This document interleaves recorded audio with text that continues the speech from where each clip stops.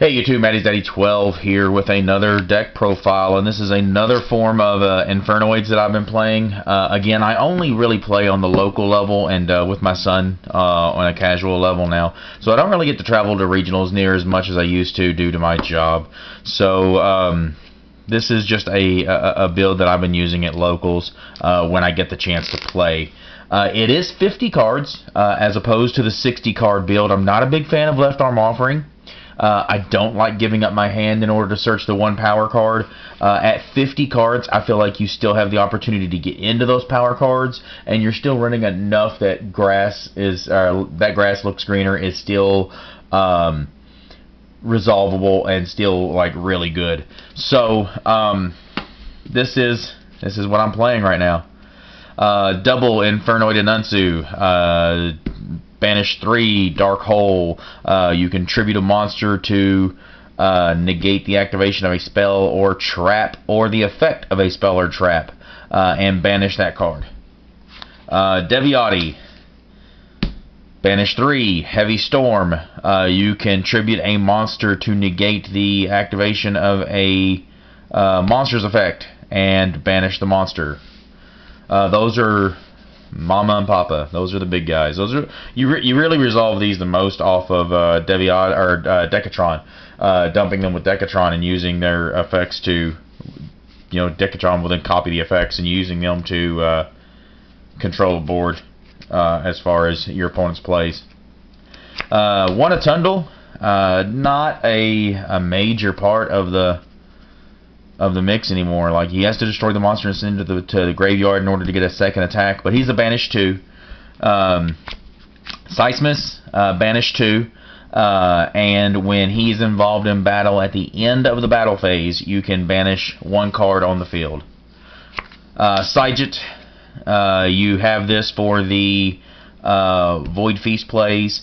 It is also really good banishing stuff out of the extra deck. Of course, your opponent gets to choose what they banish, but I mean, still, you get to banish stuff.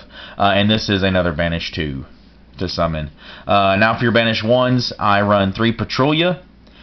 This is give up the attack, and you can destroy a spell or trap. Harmonic, give up your attack, and you can destroy a monster. And Antra, I play one of Antra to give up his attack, and you can bounce one monster on the field back to the owner's hand. So, Saijet, Seismus, and Atundle have a tribute a monster to banish a card in the graveyard during either player's turn. Patrouilla, Hermetic, and Antra can only do that during your opponent's turns. You cannot do that during your turn. So all of these are DD Crows. To round out the Infernoid monsters, it is 3 Infernoid Decatron. Of course, Decatron is when he's summoned, you send a Infernoid from your deck to the graveyard, and he gets to copy that Infernoid's effect. So the majority of this time, you're going to be sending Anunsu or Deviati and using the Decatrons in defense position in order to control the board and control what your opponent is going to be playing. Or has the ability to play.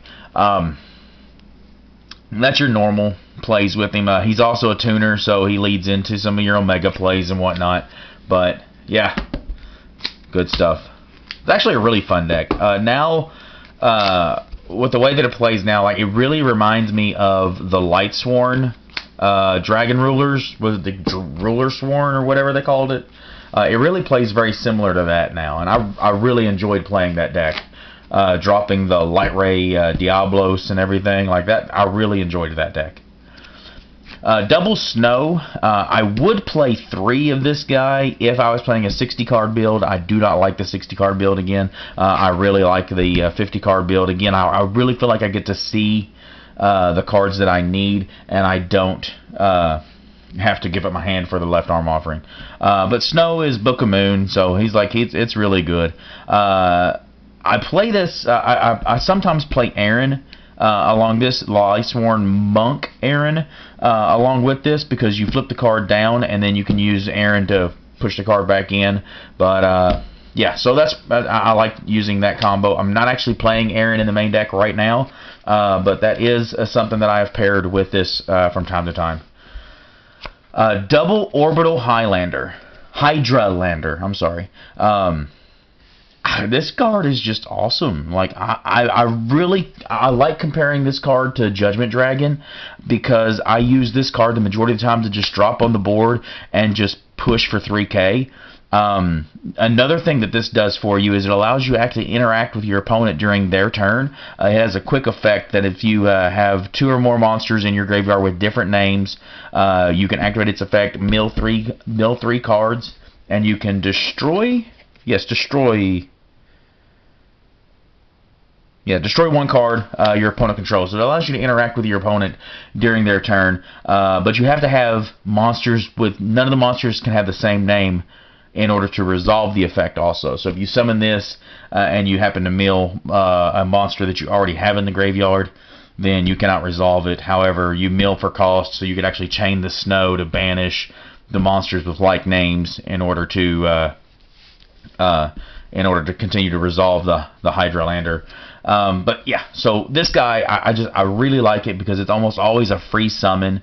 You just drop it on the board and just push for an additional 3K. Next, I have my Lightsworn engine. For the Lightsworn part of this deck, I play Triple Raiden. The tuner can mill up to 4 cards in the one turn. I play Double Wolf.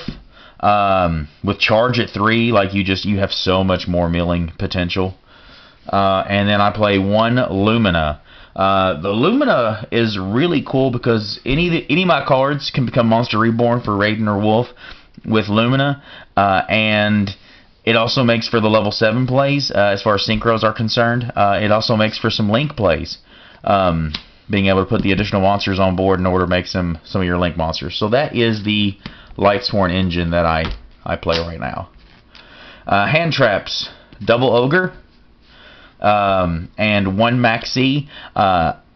Honestly, because I don't have Ash. If I had Ash Blossom, I'd be playing some form of Triple Ash, probably the Lumina, Triple Ash, and a Maxi.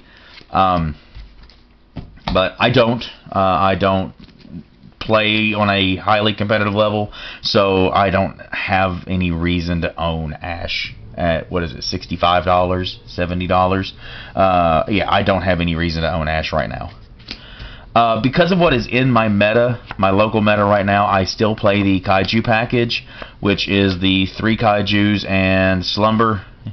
The only thing real significant about these is I play the level 8 as the top monster, only because I can put this guy on my side of the field, and I can still summon some of my Infernoids, because once you get above the level 8, you get locked out of your plays. So, yeah, those 3. 3 Void Vanishment. You discard a card from your hand to search for any Void card, and you're normally searching for Void Imagination. Now, Void Imagination is something that I've not had in many of my profiles before. Actually, I don't think I've ever had that in any of my profiles before, but it is really, really good. And a lot of people are saying that, it's great because it summons Tierra, which dumps a bunch of your monsters and everything, and that is true. It is really good because of that. However, it is also extremely good because it shrinks the levels of all of your Infernoids. Now, it does also half the damage that they do, but it shrinks all your Infernoids to where you can put some big guys, a lot of guys on board at one time.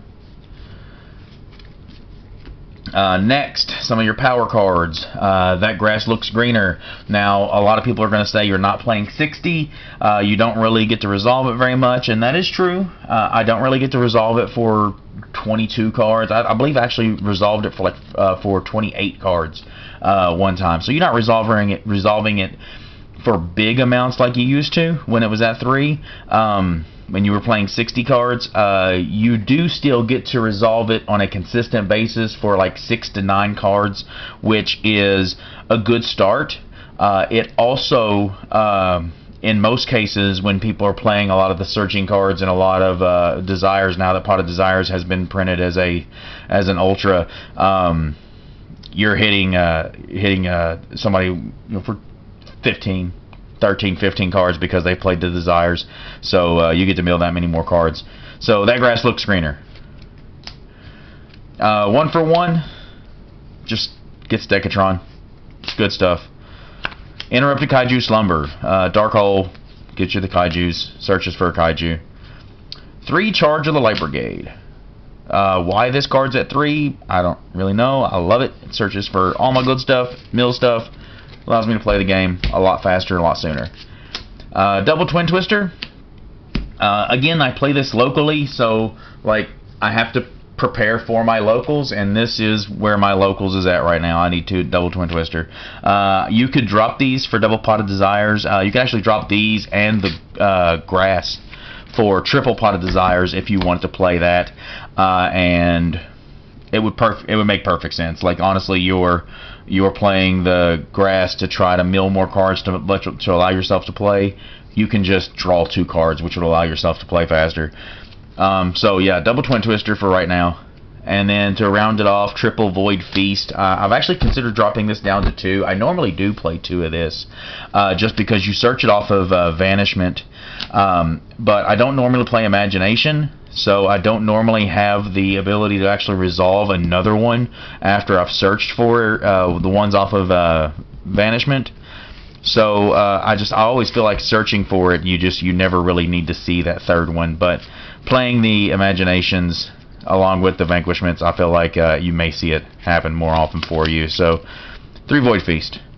One of my actual favorite plays for Void Feast, though, is not the double Decatron Psyjet play. It's actually double Decatron. It was actually a Decatron, a Hermodic, and a Patrulia, which is less monsters. It's the same number of monsters, and you only dump the 1 to the grave. But it puts more monsters on board, which makes for more Link plays, which could become extremely important whenever the Chimera thing comes out. The Link monster, Fire Link monster, which I've had a lot of people ask me if I'm going to play that, and I feel like yes, I'm going to play that, because the ideal of a 3100 attack Seismus just sounds amazing. Like that just sounds super awesome. Alright, extra deck. Down to 1 Deco Talker and double Proxy Dragon. If this was, if I had a Firewall Dragon, this would be a Firewall Dragon instead of the double Proxy Dragon. So yeah, double Omega. A lot of people are at 1 of this. I play 2 because I like sending 1 off of the Tierra play. So yeah. 1 Scarlight, Red Dragon Archfiend. This could be a number of other things. I like it at the level 8 play because it actually can wreck a lot of stuff, because you summon it and it destroys everything that was special summoned except for itself, so it does burn damage, and then you can attack for 3,000, assuming that the field is clear after that. The level 7 plays, like I was talking about earlier, Black Rose Dragon and Michael the Arch Lightsworn, the Arc Lightsworn. Yeah, I mean you make them off of the Lumina plays, and Decatron still makes these guys too, so it's still pretty cool. That is the links and the synchros. Now for the Exceeds, double Minerva. It's just so good. You mill, you draw Wolf in this. Milling a Wolf off of this is just completely incredible, because you get to summon the Wolf and you get to draw the card. So that's amazing. Dweller, mainly because BA is gaining a lot more popularity. There's a couple other things in my meta that Dweller hurts, along like Cubics and stuff. So I have to play that, but yeah. Tornado Dragon for the just popping plays. Like, you know, it's cool. It's good stuff. And then my fusion monsters. This is a different package for fusions that other people are not playing. I only play 1 Tierra, even though I have the ability to summon it twice with the double Imagination. I only play 1 because once you've resolved it once, you've probably won that game. You don't really need the second. And then I play double Nest. When you send this off of the Tierra, you get to pop stuff on the field. I only play 2 because I wanted the extra spot for the Michael and the second Omega as opposed to the third nest, because I've never resolved Imagination, Summon Sierra, and actually sent all 3 nests. I've always just sent 2. Was ever the most I ever had to send, so I just kind of went with that as my new base.